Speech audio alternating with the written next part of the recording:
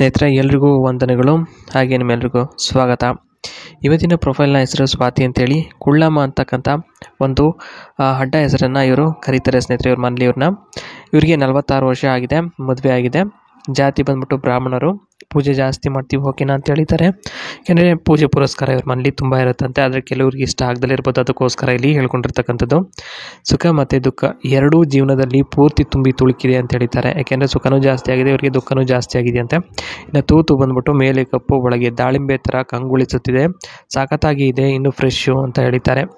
ಏಕೆಂದರೆ ಇವರು ಅಷ್ಟೊಂದಾಗಿ ಮಾಡಿಸ್ಕೊಂಡಿಲ್ಲ. ಹಂಗಾಗಿ ಒಂದು ಮಾತು ಅದೇನೆಂದರೆ, ನಿಂತ್ಕೊಂಡು ಮಾಡಿಸ್ಕೊಂಡ್ರೆ ಎಷ್ಟೊತ್ತು ಬೇಕಾದ್ರೂ ಮಾಡಿಸ್ಕೋತಾರಂತೆ, ಅದನ್ನು ಇಲ್ಲಿ ಹೇಳಿದ್ದಾರೆ. ಅಭ್ಯಾಸಗಳು ಏನಪ್ಪ ಇದ್ದಾವೆ ಅಂತಂದರೆ ಇವರಿಗೆ, ನನಗೆ ಸುಮಾರು ಅಭ್ಯಾಸಗಳು ಇದ್ದಾವೆ, ಅದರಲ್ಲಿ ಗೂಟ ಚೀಪುವ ಅಭ್ಯಾಸ ತುಂಬ ಚೆನ್ನಾಗಿ ಗೊತ್ತಿದೆ. ಹಾಗಾಗಿ 1 ಗಂಟೆ ಅಥವಾ 2 ಗಂಟೆವರೆಗೂ ಬೇಕಾದ್ರೂ ಕೂಡ ಚೀಪ್ತೀನಿ, ಆದರೆ ಇಷ್ಟ ಆದರೆ ಮಾತ್ರ, ಇಲ್ಲ ಅಂತಲೇ ಬಲವಂತ ಮಾಡೋದಿಲ್ಲ, ಆಯಿತಾ, ಬೇಜಾರು ಮಾಡ್ಕೋಬೇಡಿ ಹೀಗೆ ಹೇಳಿದೆ ಅಂತ ಹೇಳ್ಬಿಟ್ಟು ಇಲ್ಲಿ ಈ ರೀತಿಯಾಗಿ ತಿಳಿಸ್ಕೊಟ್ಟಿದ್ದಾರೆ. ಯಾಕೆ ಅಂತಂದರೆ ಇವರಿಗೆ ಚೀಪಿ ಅಭ್ಯಾಸ ಆಗಿರೋದ್ರಿಂದ ಇವರಿಗೆ ಅದರಲ್ಲೇನೂ ಸಂಕೋಚ ಇರೋದಿಲ್ಲ. ಎರಡನೇದು ಬಂದ್ಬಿಟ್ಟು, ಮುಂಚೆಯಿಂದ ನನಗೆ ಅದು ರೂಢಿಯಾಗಿದೆ ಕಣ್ರಿ, ಮತ್ತು ಇನ್ನೇನೇ ಇದ್ದರೂ ನೇರವಾಗಿ ಹೇಳ್ತೀನಿ, ಸಂಕೋಚದ ಸ್ವಭಾವ ಸ್ವಲ್ಪ ಕಮ್ಮಿನೇ, ಹಾಗಾಗಿ ನೇರವಾಗಿ ಹೇಳ್ತೀನಿ, ನೇರ ಸ್ವಭಾವದ ವ್ಯಕ್ತಿಯಾಗಿರ್ತಾರೆ ಅಂತ ಹೇಳಿದ್ದಾರೆ. ಇನ್ನು ನೆಕ್ಸ್ಟ್ ಬಂದ್ಬಿಟ್ಟು, ಅಮ್ಮ ಅದೇ ಥರ ಮಾಡುತ್ತಿದ್ದರು, ಅದನ್ನು ನೋಡಿಕೊಂಡು ನಾನು ಕಲಿತುಕೊಂಡೆ, ಈಗ ಅದು ರೂಢಿಯಾಗಿದೆ, ನಾನೇನು ಮಾಡಲಿ ಅಂತ ಹೇಳಿದ್ದಾರೆ.